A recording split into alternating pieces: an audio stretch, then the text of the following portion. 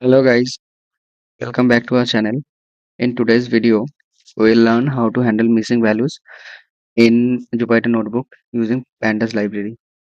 Handling missing values is an essential step before performing data analysis or machine learning.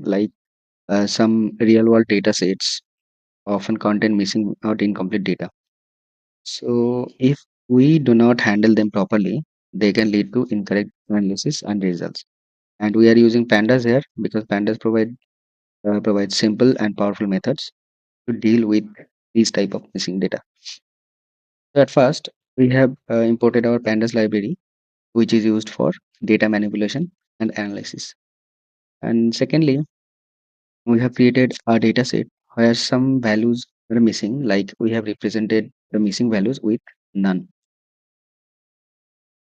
And then we have used our isnull function, which helps us to identify which values are missing in the data set. And it returns true for the missing values and false for the non-missing values. Here we have true in the age column, means these have the missing values. And finally, we we have filled the missing values in the age column with the average age. Like we have used the fillna function, which replaces the missing value directly in the data frame, and we have used the mean or average value for filling up those missing values. Handling missing data ensures more accurate analysis and reliable results. And using pandas in Jupyter Notebook makes this process simple, fast, and efficient.